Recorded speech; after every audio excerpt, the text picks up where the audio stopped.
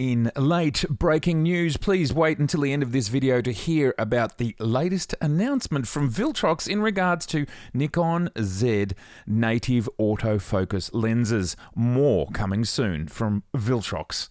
Thanks, Nikon Rumors. G'day everybody, how are you going today? It is spectacular to see you. I do hope you're well. Well, here where I live in Melbourne, we are getting the first signs of winter, with today basically the temperature being a wintry, normal wintry sort of day for us, 12 degrees centigrade. That's cold for us. Certainly not cold for other parts of the world where 0 and below is normal. Today, we're going to talk about a whole handful of news. Some of it is rumours, some of it is fact. Just a little quick mid-May update. Let's jump into it.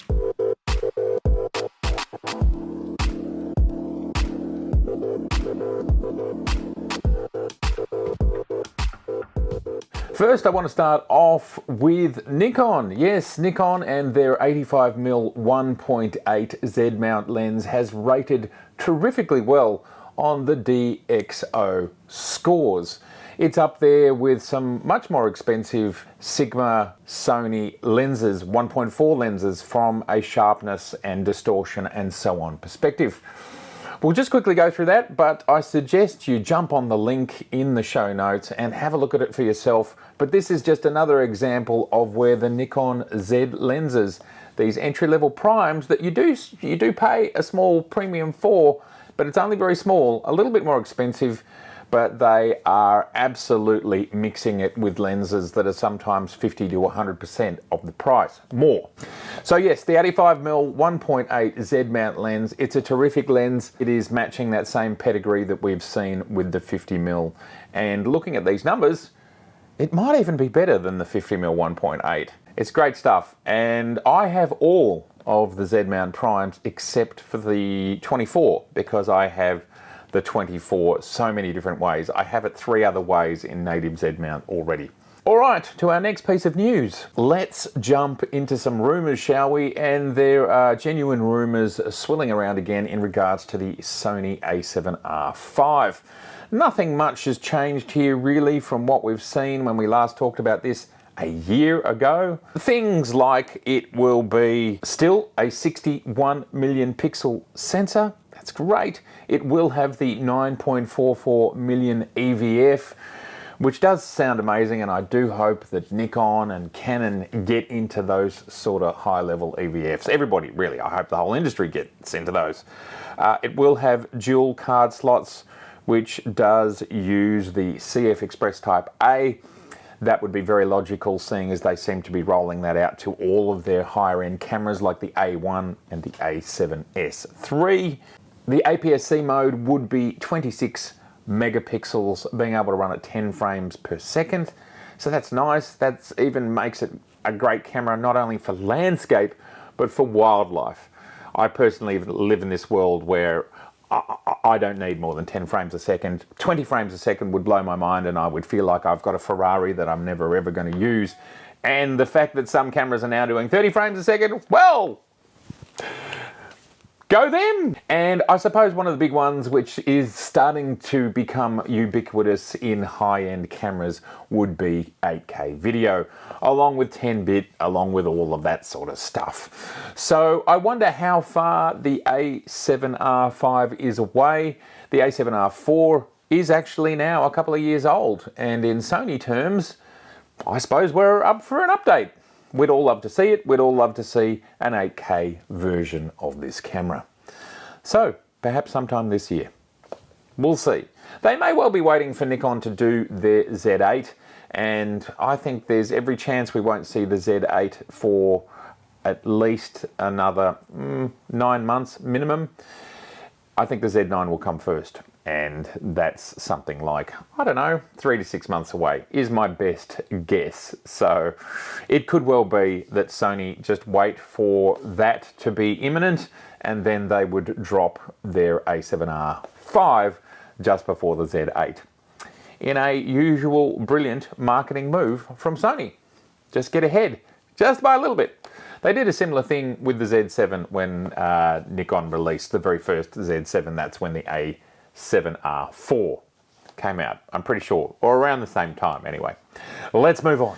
There are rumours that Panasonic will be releasing the GH5 Mark II.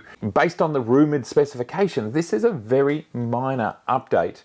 And some of the theories rotating, swirling around the internet are that basically this is not a GH6, and ultimately this is Panasonic sending signals that they would prefer everybody move to full frame, that their current full frame offerings in the same space are actually better than the specs, rumoured specs, provided here with the GH5 Mark II. As I read a lot of different sites about a lot of different cameras, there does seem to be a very slow but gentle shift away from cropped sensor, APS-C size sensor cameras. I think all manufacturers are showing signs of diminishing their interest, their investment, their product line, their lens arsenal. All of these things are just simply slowly getting smaller. And Panasonic may well do the same. That 35mm now becomes the baseline for digital cameras, as the more entry-level users just simply are not buying cameras anymore. We do know that this is Nikon's strategy. I think we can see it in Sony's strategy. I also think we can see it in Canon's strategies. There are not a great deal of crop sensor cameras coming out new from the three biggest brands. There we have it. GH5 Mark II, rumoured. Is it true that they are also moving out of the APS-C space? And Olympus. I mean, I do not want to throw any shade at all upon Olympus. They make great cameras, but obviously there's been a major change for them last year. What the future holds for them is uncertain to me. And again, right now they are just fully focused on the cropped sensor market. I suppose there is a possible curveball that if all other manufacturers exited over the next 3 to 5 years and Olympus hung in there, well, perhaps they could have that market to themselves, give or take. That's one crazy way that this could tumble. When we have cameras like the Z5 on sale for $999 and other manufacturers like Sony with the A7C, which I think will just become cheaper and cheaper over time, another full frame compact camera, I think full frame will just literally become pretty cheap, and it will be rubbing shoulders with those APS-C cameras. And then I suppose you could argue that some people just they want the smaller sensor because they want to be able to carry around smaller lenses. And that's completely fair enough. But I just wonder if there's not enough people that fit that category.